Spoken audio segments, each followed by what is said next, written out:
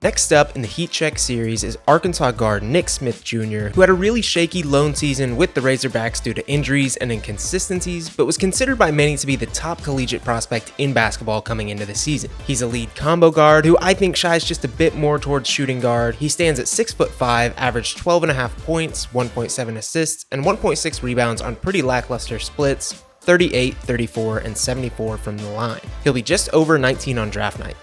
Here's how Heat Check works.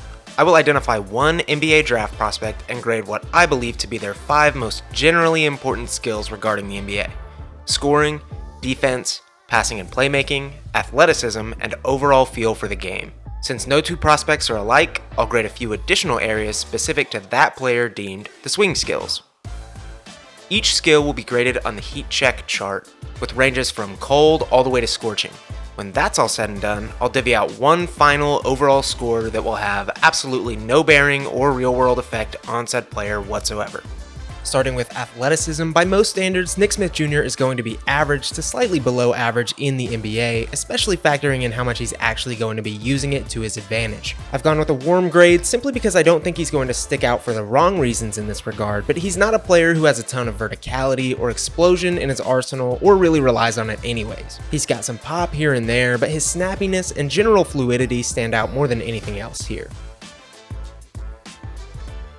Scoring is the primary reason Smith was lauded as one of the top players in the 2022 high school class.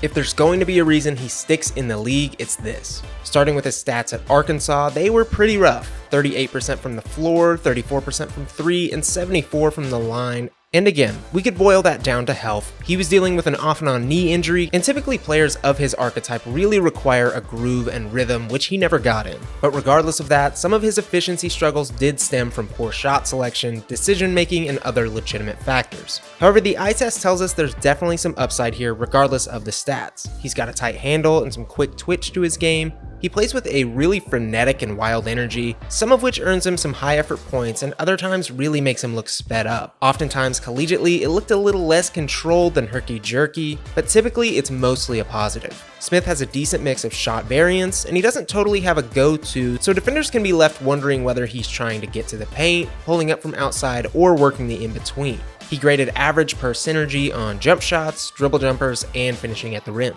At the rim, I do have a few concerns, all of which stem from his strength. He's easily bumped off his spots, which for some prospects can really be apparent at the NBA level. And I think because of that, he kind of reverted to these floaters, runners, and other creative shots. The good news is he likely has the best floater touch in the class. It's extremely pure and smooth, which is shown to be a really translatable skill for prospects. But he's got to be able to get to the ring first and work his way out from there, not vice versa. From outside, Smith has a good clean jump shot, and I think it's really projectable, and he's got good variance on three-pointers too. One positive is that he ranked good as a catch-and-shoot player per synergy, shooting 36% on all catch-and-shoot shots. With the season he had at Arkansas, it's highly unlikely he's going to be looked at as a day one lead guard anytime soon, so his ability to plug in first as an off-ball spot-up shooter before adding wrinkles to his game at the NBA level is going to be pivotal, and I believe we saw enough at Arkansas to say that that can be the case. Overall, I see the upside, maybe not to the point others do, but I think getting healthy and seeing some consistency will do wonders for him.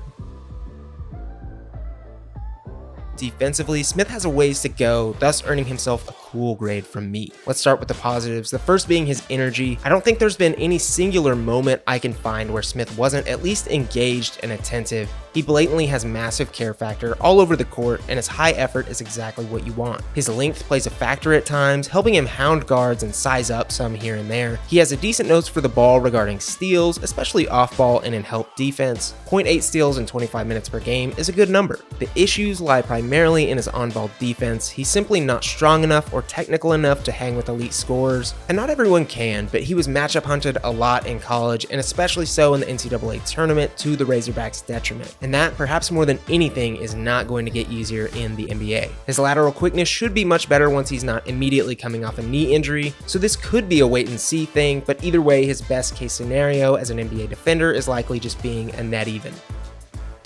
I've given Smith a warm grade as a passer playmaker. He's got a little more juice than your average prospect, but it's really hard for me to justify anything well above average knowing what we know. To preface, he wasn't used in a lead ball handling role too often with the Razorbacks, especially with Anthony Black, one of the best facilitators in the class in that role, but a near 1-to-1, 29-to-27 assist to turnover ratio isn't the most promising thing for me. He's a willing passer, I have no issue with that. The primary thing that stands out to me is his accuracy. He wasn't a religious hitter of the shooting pocket, more so just aiming in a general vicinity. The velocity also isn't quite where you'd like it to be either. He puts a little too much loft on most of his passes, but again, he's got more chops than your typical prospect. He can make easy reads and plays. Like the rest of his game, he has some flashy star level stuff. Feel free to make the decision here for yourself. My eye test tells me he's really far away from being a go-to facilitator on offense at the highest level. I've given Nick Smith Jr. a warm grade for his unquantifiable feel for the game. There's times where his feel can look extremely apparent, and there's others where you're just kind of left wondering what he was thinking. I think it's especially clear in his creative offensive game where he'll adjust to a floater midair or put together a combination of dribble moves that can leave the defender stunned. But there's also things you'd really like tightened up, decision making, shot selection, among others, that, like negatives for any prospect, are really going to be amplified at the next level. I think leveling out his middle ground, or his floor and his ceiling, is going to be big for his game. He's simply not in a position where being a net negative for long stretches is going to be viable for him to get playing time in the league. At least that's the way it seems currently. So really keying in on mistake-free defense, limiting turnovers, and taking high efficiency shots is going to be huge.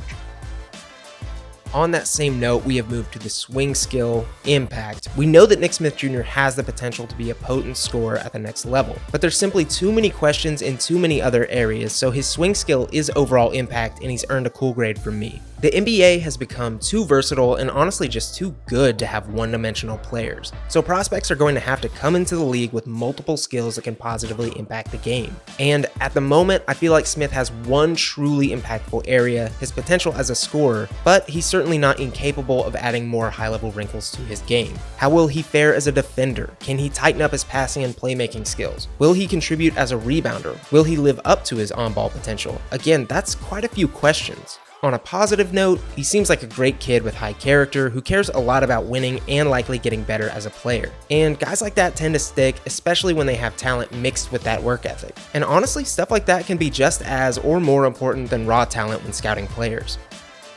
The grade. I've given Nick Smith Jr. a grade of 7.4, which safely lands him as a mid-first pick in the 2023 NBA draft. More specifically, I think he'll likely land anywhere in the 18 to 25-ish range for me personally. I like Smith as an upside swing. I think he's got a clean scoring package, has star potential when he's on and feeling it, and his effort and care level is always going to get you points in my book. He's got so much touch in the in-between areas that it's hard not to see it translating as a scorer. But based on what we saw at the college level, which for the final time might not be the full picture, I have a really hard time seeing Smith as a lead guard in the NBA. I think he looked pretty sped up by the talent level in college, regardless of injury, and his overall impact could be pretty minimal, at least early on in his career. If there's an NBA team out there with the leash and minutes to give him to develop as a lead guard, then I love him as a flyer pick. But that's such a specific fit without being near the lottery where those teams are, it could be tricky. Landing spots I like include the Utah Jazz, or if the Houston Rockets and San Antonio Spurs miss out on lead handlers.